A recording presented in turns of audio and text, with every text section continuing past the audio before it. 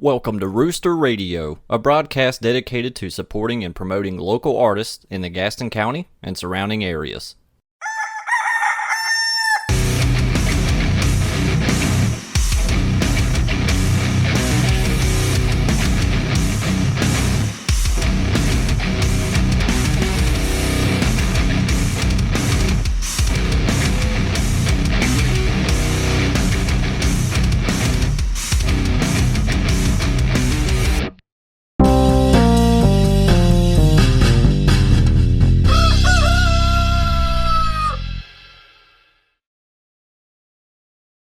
Hey, hi.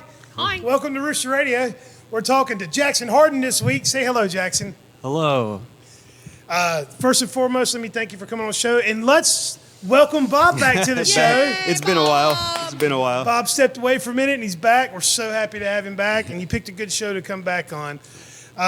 So Jackson, young man, recently moved. How long have you been in the Charlotte area? About a year and a half now. Year and a half. And a local musician, you've played here you came to open mic, right? Yeah. And Jackson will be performing here with Whiskey Richards. Oh, yeah. Can't wait for that. Do you remember the date on that? Because I don't. June 28th. June 28th. Yeah. It'll be a Friday night. You got no excuse not to come. So you came here about a year and a half ago. Where did you come from, man? I came from Utah. Utah. Yeah. So you did our storytellers, and you talked a little bit about coming here from Utah, and you mentioned that you were raised in the Mormon ministry, and I'd like, if you're okay with it, I want to start there. I find it fascinating. Yeah. You know, there's a lot of preconceptions, misconceptions about it, and let me just start by asking: did you come here to escape, or was there another reason? In a sense, yeah, part of it was that. There was a lot of reasons. I moved here with my girlfriend, who I actually met on a Mormon dating app like 4 years ago. There's a Mormon dating app? There's a Mormon dating app. What's it called? It's called Mutual, which is like a reference to like... I feel like there's a really good pun that they could have done with that. But yeah. There's a lot of puns they probably could have done, but it's like a reference to a like activity in the Mormon church where like there's usually like young men meet every week for like social activities, and then the young women meet too every week, and then like once a month they have Mutual where they mix and mingle. Oh, okay. Okay. And they call that Mutual, so that's why they call it the dating Is it app. run by Mormons? Do you know if the app's run by Mormons? Yeah, I know it's run by Mormons. Yeah. So there are some cool Mormons out there. Yeah, there are. I mean, there are a lot all over social media as influencers, Well, which I think is interesting. Yeah, they're far-reaching for sure. Yeah. But yeah, we met on that app. So we met when we were both Mormon. And she actually went to BYU, which you might have heard of. That's a Mormon school Yeah. in Provo, Utah.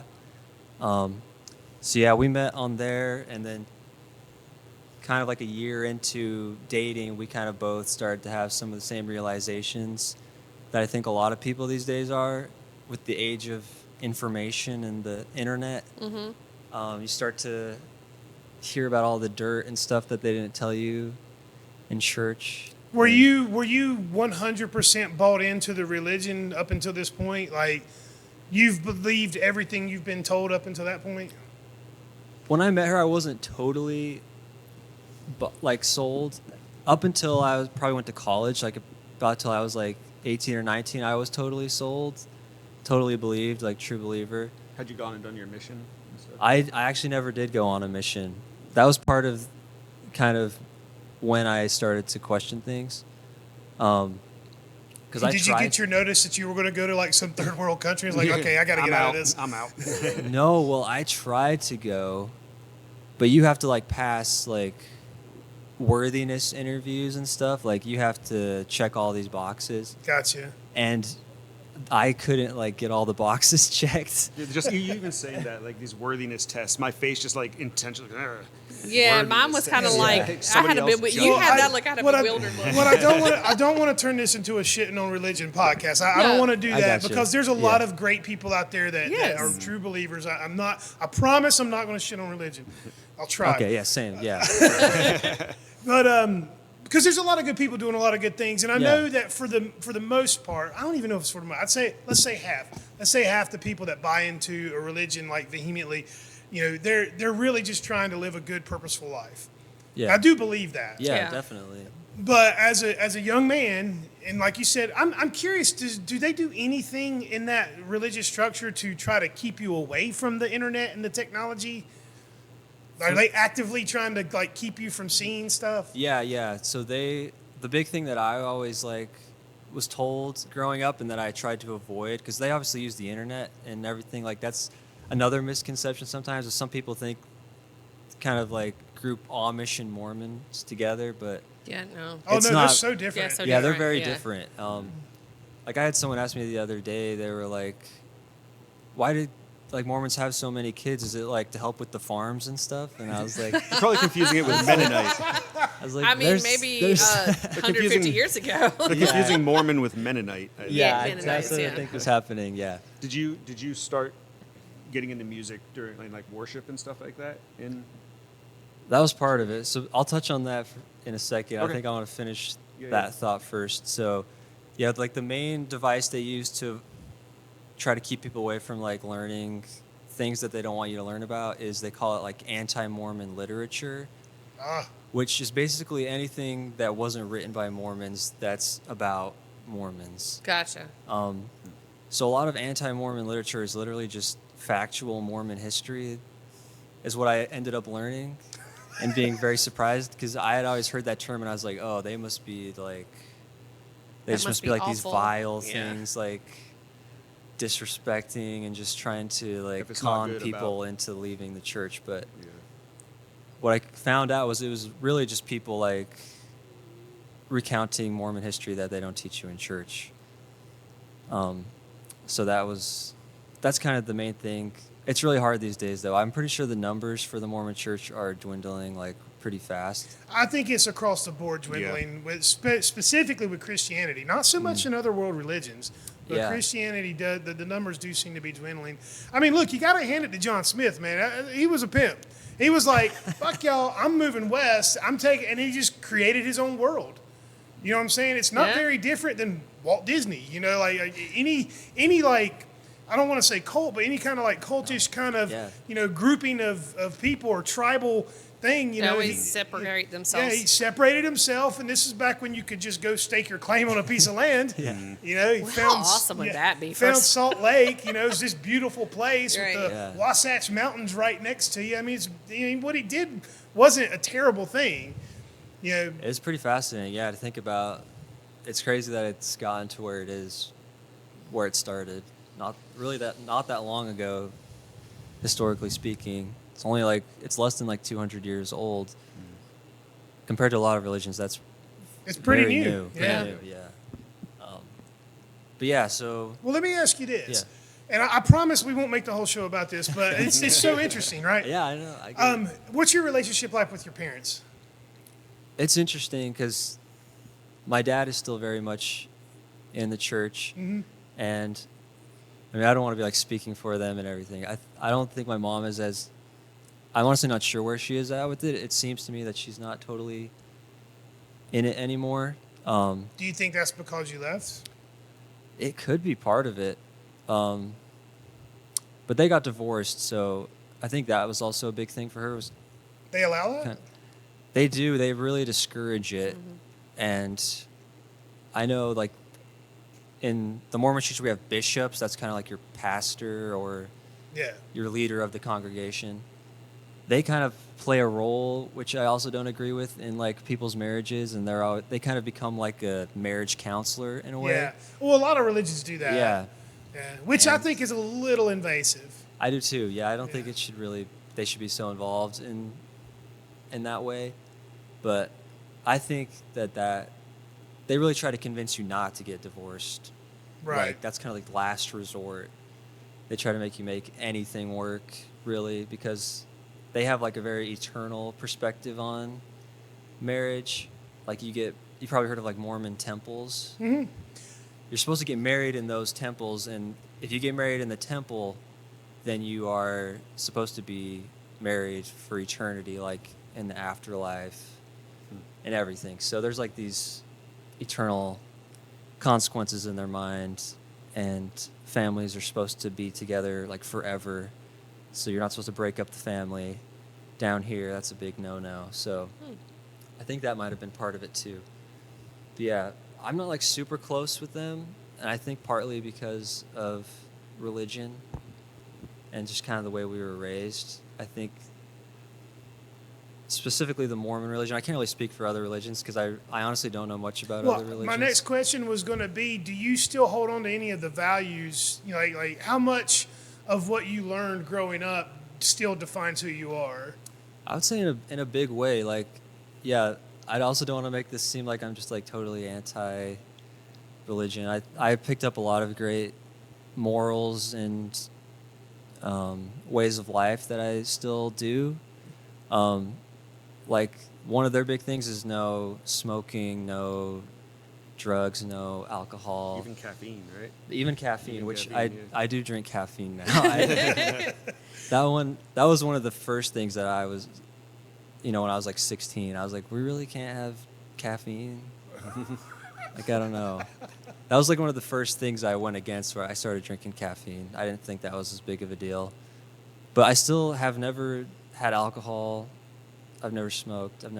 I plan not to this day. Just I feel like I've come this far. I might as well. No, that's kudos to you, brother. The same way. I've never smoked, and I'm like, I'm not gonna come this far. And like people are like, oh, have you ever tried it? I don't want to. I'm good. Right. Yeah. Like, yeah. A lot of people when they leave the church, they want to try all the things that they weren't allowed to, and I totally get that. But yeah, I've just for like just basic health reasons, I feel like I might as well keep that going. But yeah, there's like you said, like most people in religions, like they're just trying to be a good person. Mm-hmm. And I feel like the Mormon church, most of the hardcore believers, they are just trying to be good. And that's why that's why everyone pretty much joins a religion in the first place. So like the Mormon church is a Christian church. Like they believe in Jesus and they believe in the Bible as well to the Book of Mormon. The Book of Mormon's kind of like extra Bible in their eyes. It's an expansion pack. Yeah, yeah, See, pretty much. Well, it was a bit short-sighted to say, was it 250,000 people? Is that the number that they say get to go to heaven? Or So that's Jehovah's Yes, Witnesses. that's Jehovah's. Okay, Yeah, okay. they're My also bad. they're also kind of in the circle. They're in the same wheelhouse. the same wheelhouse. Yeah, yeah. Well, I'm interested. Like, what made you choose North Carolina? Like, why here? Oh yeah, so I was gonna get to that. So my girlfriend came here to get her master's degree in social work at UNC Charlotte, which she actually just got like a week ago. Yeah. She graduated. Congratulations. Yeah, congratulations, Anna. But yeah, so we kind of left together. We kind of went through the process of learning all the dark corners of the religion and just kind of reassessing our personal beliefs and realizing that they didn't really line up in a lot of ways. And so living in Utah is kind of weird when you don't believe anymore. It's kind of like Truman Show. I don't know if you guys have seen the Truman Show. Yeah. It's kind of like realizing everything, and it's just kind of a weird feeling. And Being on the outside looking in. yeah, Right? it's or like I always reference like the Matrix. I think that's a better analogy. Like it feels like you're in the Matrix. And you took the pill. Yeah, and you took the pill, and you're trying. It's just like weird to be going about when you know. That's how I think of it. So we were both kind of feeling like we should, like, we want to explore maybe living somewhere else, and she wanted to get her master's degree, and so we looked at a bunch of schools, and either of us knew anyone in North Carolina, but we've just heard of people who used to live there, or we've just heard things about it, and we thought it sounded like a cool place, and there was a lot of really good social work master's programs here. Mm-hmm. So she applied to a bunch of them here, other places as well, but we kind of ended up landing on Charlotte and just decided to kind of go for it and just like start new lives in a sense. Well, two things. One, it's how fortunate are you guys to have had each other, right? Right. Definitely. Like that's a pretty daunting, idea to stare down alone. Definitely. But you guys had each other to find your way out. And number two, how are you finding North Carolina? Like, does this feel like home? Have you been able to make friends and connect with people and things like that? Or culturally, like the difference and Definitely. Yeah, culturally, it's really cool. It's refreshing because a lot of the things that kind of bothered me about Utah aren't as much of a thing here. Like, first of all, it's just way more diverse here than in Utah. And there's I wouldn't say, I don't know, the music scenes are different. Like, there's kind of a little bit of an indie rock scene going on. Like, there is a music scene, but it's just a lot bigger here. And I feel like my kind of music, like folk, singer-songwriter, especially, at least I can't speak for a ton of places. Like, I've only visited Gastonia a few times. I don't know what the scene's like here, but in Charlotte, there's a pretty big songwriter folk community. So I've loved kind of integrating myself in that. I'm trying to remember what the other part of your question was. Oh, just North Carolina in general. Yeah. As far as like, making friends, building community for yourself, because you came out here just the two of you, you didn't have any friends, didn't know anybody. That's kind of scary. It is very scary. Yeah, we've been fortunate to meet some really cool people and kind of make this home, basically. Yeah, we love it, and I do miss parts of Utah, like Utah is beautiful. It's beautiful. Like, it is a very beautiful state. I do miss those landscapes, but I also appreciate the landscapes here because we don't have lush, just like green forest here, or in Utah, like you do here. So I've been appreciative of that as well. So Bob asked earlier, you got your yeah. start in music, in church.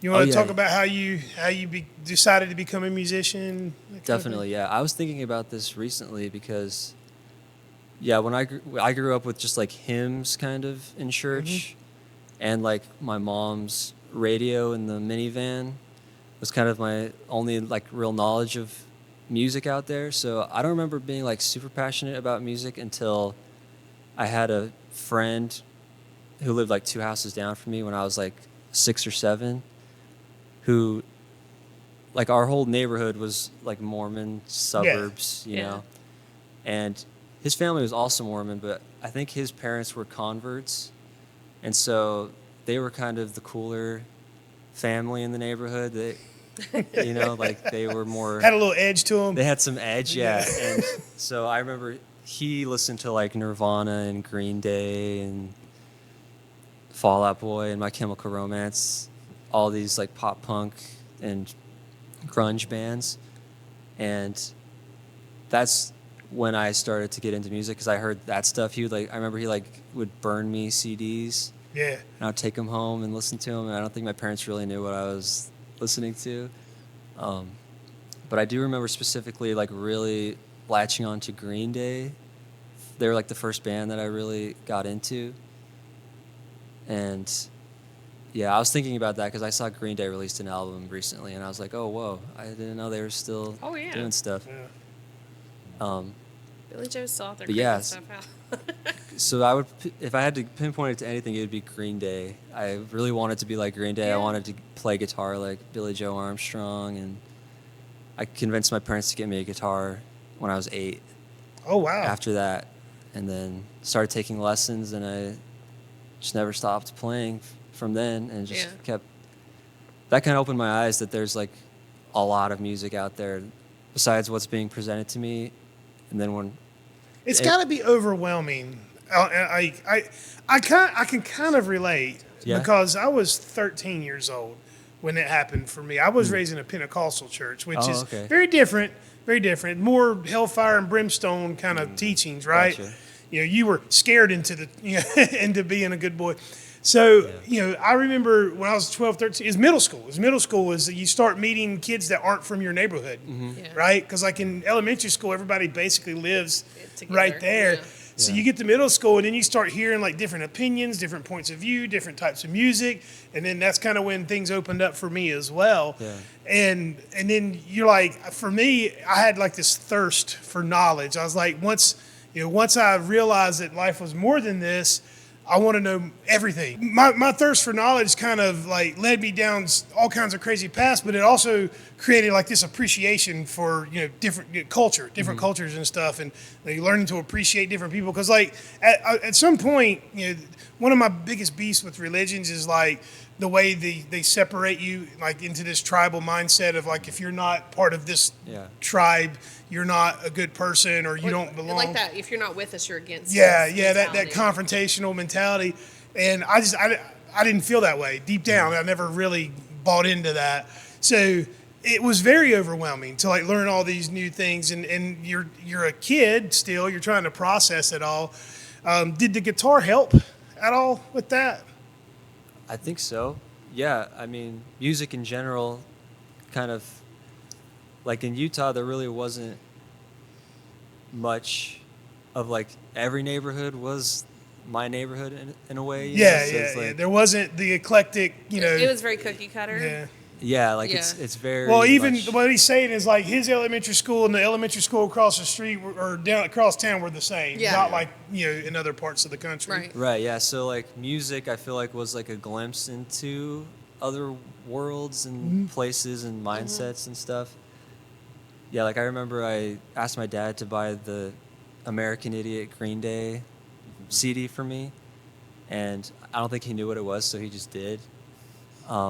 I'm surprised he didn't question the American Idiot. Yeah. It's hard for me, like, just like this is the first time I've met you, right? Yeah. You seem like a real cool, like quiet but chill guy. It's hard for me to think of you as like the rebel of the family.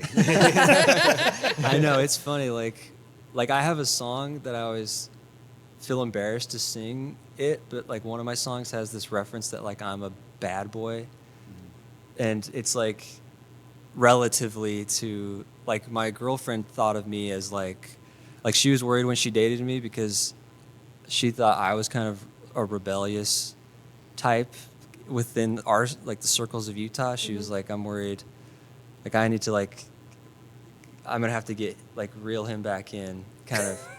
And what's that song called? Doris Day. Doris Day. Yeah, it's called Doris Day. It's on that EP that I put out. You want to play that one? Yeah, I could play that one. Yeah. All right. Yeah. Let's do it.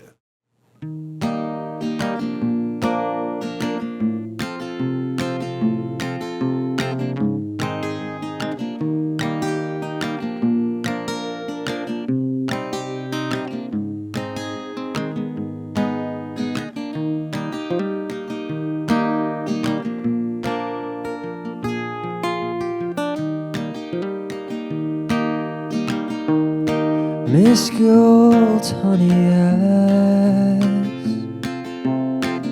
I don't know much, but I know what I like, and I'm hoping you might hang around for another warm, lazy night.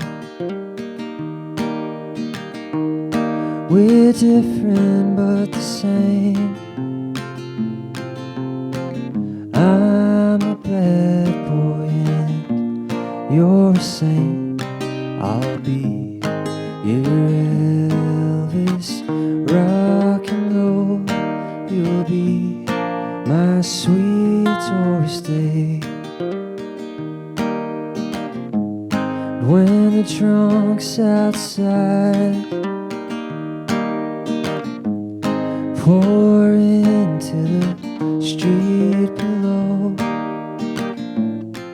we'll call it a night to the moon hanging low. So don't you cry, there ain't no doubt in my mind, I'll be here long as you have me now.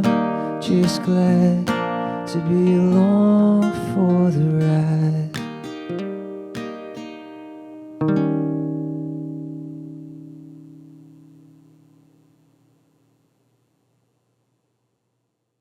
But yeah, I always feel silly singing that line because I know to most people they're like, oh really? When I'm come from that world and I'm like, I haven't done You're just a anything badass worth in the saying, Mormon community. That's what calling it myself is. bad boy. But in like that world, I was. So it's kind of an inside joke, but I know most people don't know that. So I Yeah. always feel kind of silly singing that. One of the things because I've listened to your EP a handful of times. It's very good, by the way. Kudos thank to you. you. Thank You're you a very great much. songwriter. Thank you for listening. And you're with your style being this folky. You got this real like soft tone to your voice. You have a beautiful voice. I'm curious, how much of that is like I'm a performer, and how much of that is like this is who I am? I think Because it's what you do takes a lot of patience. Mm. You know what I mean? Thank you. Yeah, I think it's who I am, really, because that like style. It took me a while to like come around to it and like realize that that's a way I could do things. Because, like I mentioned at first, I was listening to like Green Day and I was trying to sing like Green Day and I couldn't. Didn't feel right. It just wasn't even possible. Like it just. Yeah, it took me a long time to find my voice, but I feel like I have always been kind of more mellow natured. And later in like high school and stuff, I started to get into more softer stuff. Like I used to listen to a lot of Bon Iver. I don't know if you guys ever listened to them. He sings with like a falsetto most of the time, like a very higher register, kind of softer music. And so, like, listening to him, I started to realize, oh, you can, like, sing like this. Like, because the radio, you're not really hearing that kind of singing. Yeah. So that kind of opened my eyes. And I feel like once I realized that, I feel like that aligned with my feelings and thoughts as well. And it all kind of came together with how my music is now. I think it's kind of the most honest reflection of myself up to this point. Do you consider yourself a storyteller? Yeah. Oh, I would. Yeah. Definitely. Yeah. That's the reason I wanted to have you on the podcast, because after seeing you play that songwriters round and listening to your music, I was like, this guy's got a story to tell. I'm very grateful that you were brought in to that session so that we could develop this relationship, and I'm very excited to have you play here on June 28th with Whiskey Richards. Get tickets. Thank you so much. Yeah, thank you for having me. So where do you want to go with it? Like, do you like staying in kind of like this chill, mellow folk area, or do you think at all about like expanding your sound or collaborating with different styles of music? Like, have you even given thought to like how you evolve as an artist? Yeah, I have actually given a lot of thought into it. I spent a lot of time like writing music when I was basically my whole life, but like I said, I took a long time to like find my voice. So I have a lot of stuff that's been sitting around for like a decade at this point that I've never done anything with. So I feel like I'm playing catch up with myself, trying to like record everything that I've been writing. So I have like my current sound, and I have like songs from 10 years ago that are a little more like rock. So is it the risk that's keeping you from pulling that stuff out? Yeah, I don't know. I feel like I just get worried about like cohesiveness. You know, it's hard to like do a chill like folk record and then your next one's like rock. So you know some of the guys that I know, dude. Like Wes and Jade would be their folk. They'd be amazing behind some of your stuff. yeah, Come out on an open mic night sometime. yeah, definitely. Yeah. Be a Yeah. good time. Yeah, well, I mean, if I was, not that you're asking for my advice, my advice would be to make that music.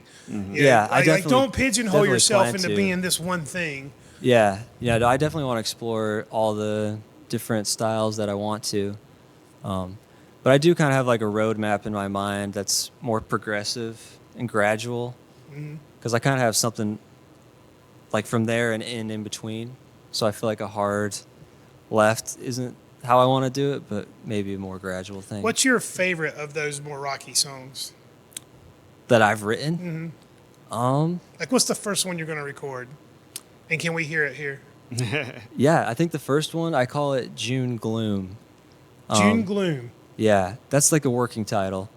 But that one is an interesting like snapshot in my story, because that's when I wrote that when I was at my first year of college, which I wasn't really supposed to be in college because I was supposed to be on my mission, my Mormon mission, but I wasn't passing the test, you know? So I was like, well, I might as well be getting some college done while I'm trying to work on these things. So that song's kind of about being stuck in Utah at school. All of my friends are out on their missions and kind of not really knowing what I'm going to do.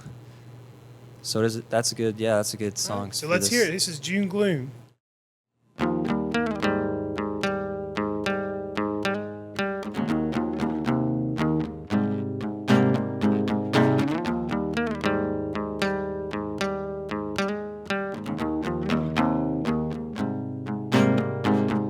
Lately I've been feeling funny, trying to keep my cool.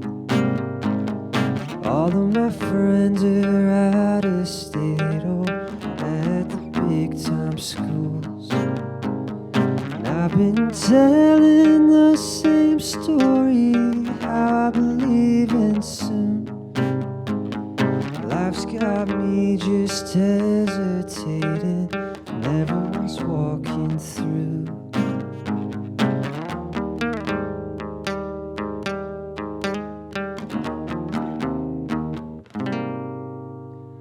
Time is short, the calendar keeps walking all over me. Right now I'm about as useless as a dead battery. And I've been dodging everyone I know that comes around. 'Cause for each mistake that I've made, there's someone that I've let down. And lately I've been getting tired of waking up, coming up empty once again, and I've had enough. Falling apart, feeling the waves break me down. One more breath and I'll drown.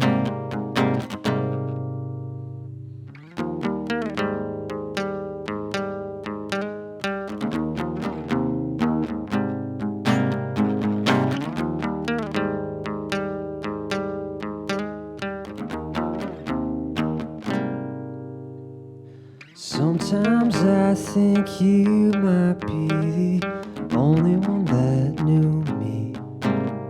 And I've only got in by this long, living on memories. And if you were just still around, that somebody else I'd be.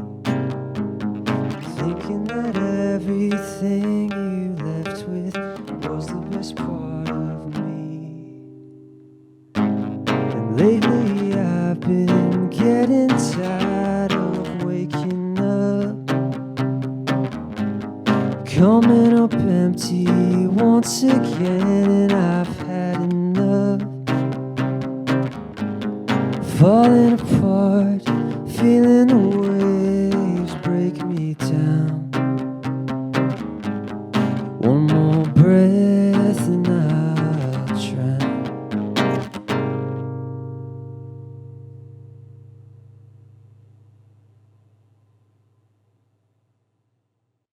All right, June Gloom. For now, it's June Gloom, right? For now, yeah. For now. I have a lot of working titles that I haven't decided on.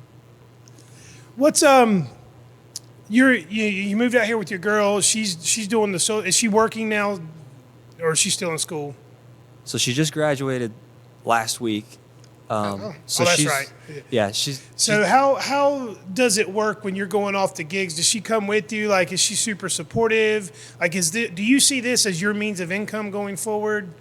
Where are you at with that? She's super supportive, yeah. I mean, I'm not anywhere close to this being my main source of income. I would love for it to be. Other than this, I teach music. I actually came here from work. I teach at like a School of Rock type of okay. place. Yeah. You work at one of the ones in Charlotte? It's actually in Huntersville. Huntersville? It's called Bach to Rock. Yeah, you can shout them out. Yeah, shout out Bach to Rock. Yeah. So that's what I do as like my main source of income. But I would love to make music, just like playing and writing and stuff. When you go My main out and source. gig around town, do you have when you go out and gig? We're doing the middle of a podcast, guys. Can y'all give us a few minutes? I told him 3:30. Yeah, yeah. Jesus. So when you're gigging around town, do you always just do original stuff? Are you covering things? Like, do places ask you to do certain things? Like, what's your philosophy on what people are going to hear when they come see Jackson Harden? Yeah, I mean, there's like different kinds of gigs. Like the one that we did here was all originals, which I prefer to do those kinds of shows. But I also do just like restaurant and cafe gigs that are like 2 to 3 hours long, and you're just kind of the background music. Yeah. And they kind of expect covers, songs that people know. So I do covers as well. I'm getting the vibe you're not a fan of doing covers, which I respect the hell out of that, by the way. Yeah, no. I mean, I like to do some covers. Like, I appreciate, like, there's a few songs that I do covers of that I like heard the song and like kind of reimagined it a certain way that I didn't think anyone had done, that I would like to hear the song done that way. I have a few like that, and I enjoy doing those, and I feel like that's where covers like have a place for me. Let you justify it in your own mind. 'Cause Yeah, you're that's making how it I. your own. Yeah, that's how I would justify a cover that is worth doing. But a lot of times, yeah, I don't want to be doing covers, especially because some of those places they're like, we only want like upbeat pop music or modern country, like songs that people know. Do you like country music? I do like country music. I mean, you're like, kind of like a cousin to country with your style, the folky. Yeah, no, I love country music. I mostly listen to older country Same. and like older inspired country. Yeah. So that's kind of the weird thing is I feel like when people say country today, they don't mean It what I almost mean is by two country. different types of music. Yeah, It really is. I think More it like is. bluegrass folk, kind of like. Yeah. I can't think of anybody right now, but like Tyler Childers kind of stuff is Right. more old school. Exactly. Yeah. Coulter Wall. Yeah. Sierra Farrell. Those are kind of the country Any artists of the new people who that I'm thinking of. And there's also like what people call alt country, which is kind of like Wilco. Yeah. I tried so hard to like that band in the 90s. I really did. I wanted to like Wilco, but Oh, I yeah? would get the album and listen and be like, this sucks. I couldn't I'm get it sorry. out. They just weren't speaking my language, you know what I mean? Which Yeah, is that's fine, okay, you know. That's okay. Yeah. I'm not hating on them. It's just sometimes stuff just doesn't speak to you. Yeah, but there's also that kind of world too, where it's like country influences, but it's kind of, I don't know, arranged different ways. It feels like to me, like that kind of style of country has more heart than some of this stuff where they're just getting up there and they're performing a show and the lights and all the different things, singing The older about. country goes more into the storytellers things. Yeah, and exactly. That's like yeah. the folk and the bluegrassy, old timey stuff is definitely, it's telling way more of a story. I feel like they're putting way yeah. more of their heart into it and like their struggles and their it's more of themselves and not just a story about a love and a truck and a this and a that. Exactly, yeah. One of my old favorite country songs is a 1920s country song called Laffy Taffy, and she's talking about how she likes different flavors of taffy. That's what the song is about. And it's from the 1920s, and it's like done like She like that Laffy Taffy? No, not like that. But it's like the old, like the old cowboy style Yeah. country. Yeah, And yeah.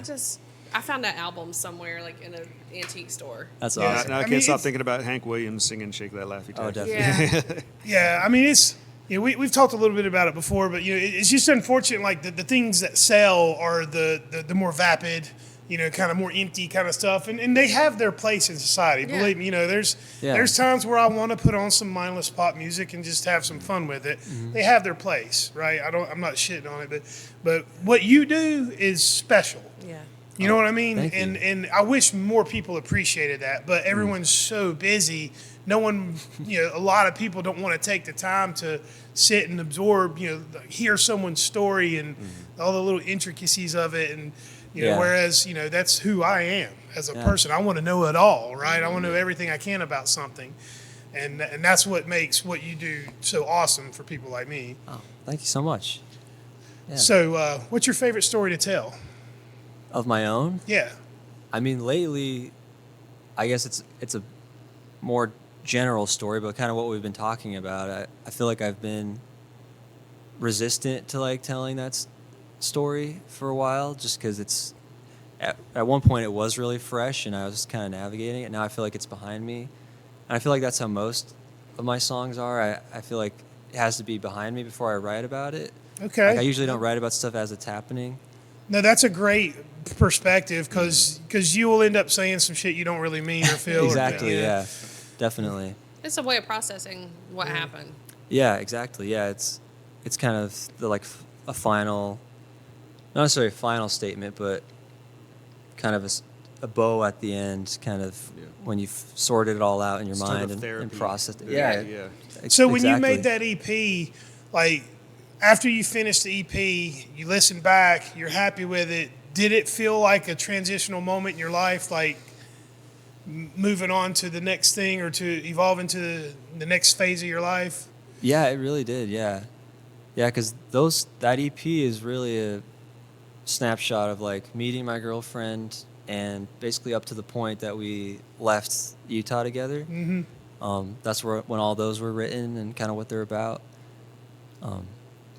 So yeah, definitely, I feel like that phase is over and kind of onto another one now. Right on. For sure. So what's what are you finding yourself writing about now? I haven't written a ton of songs recently.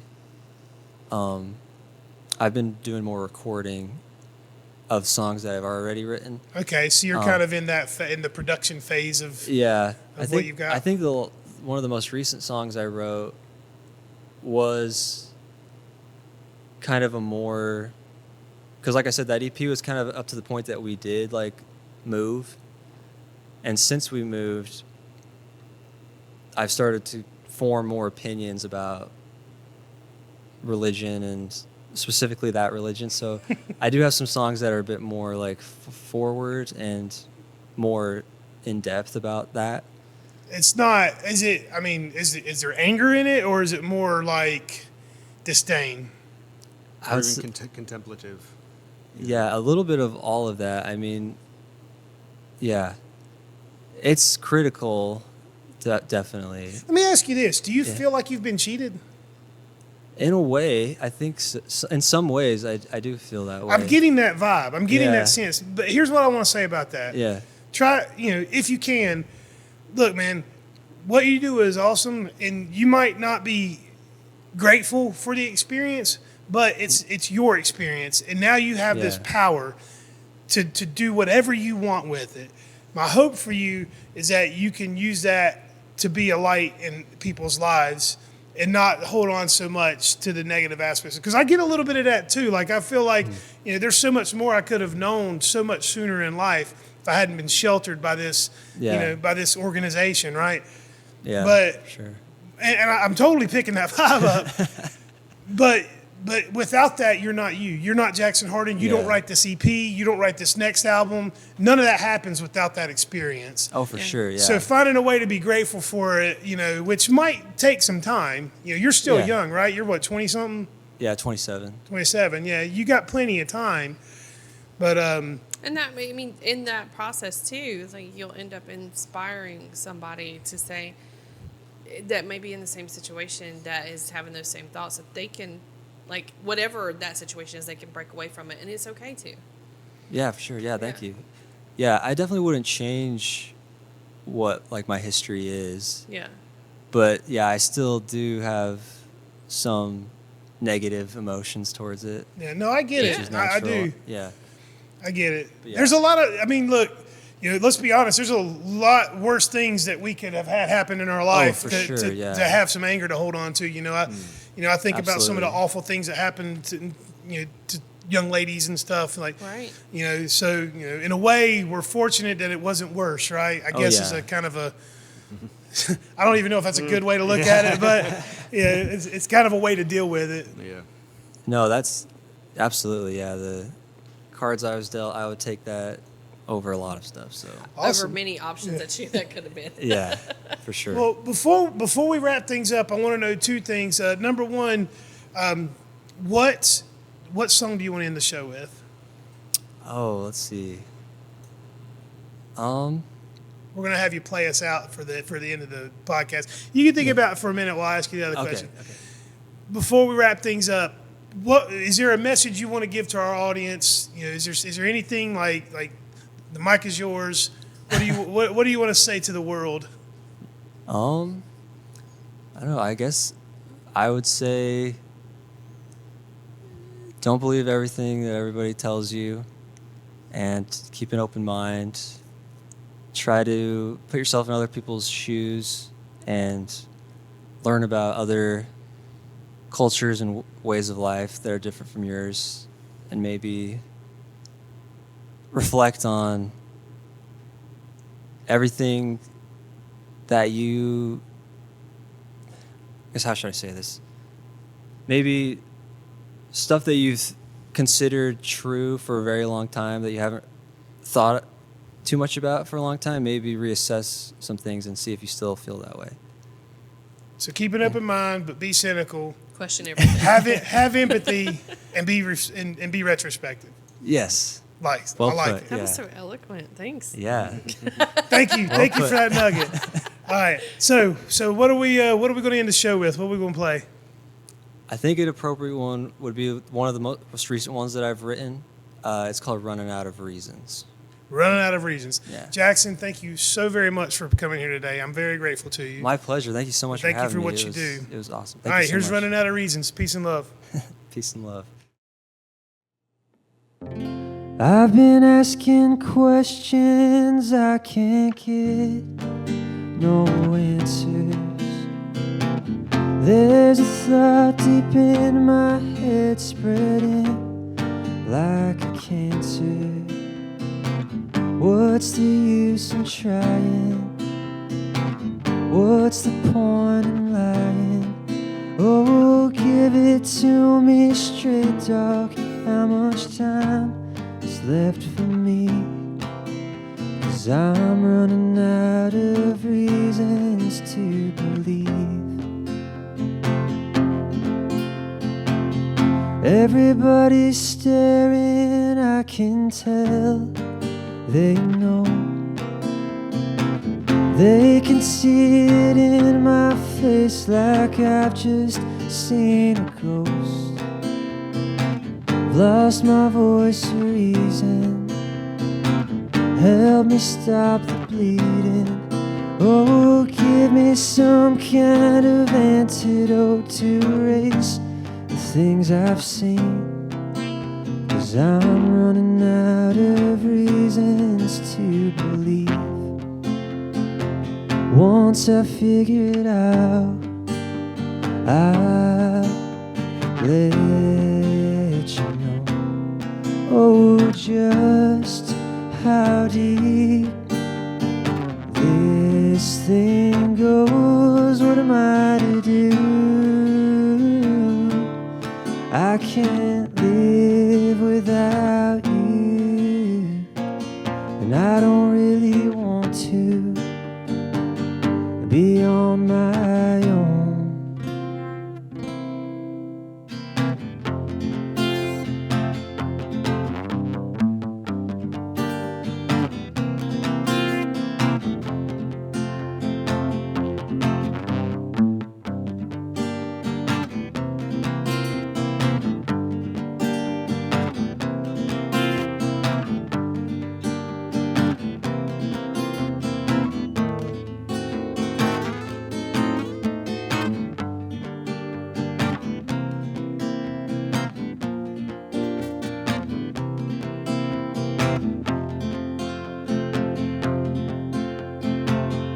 I've been looking for it, but I can't find relief.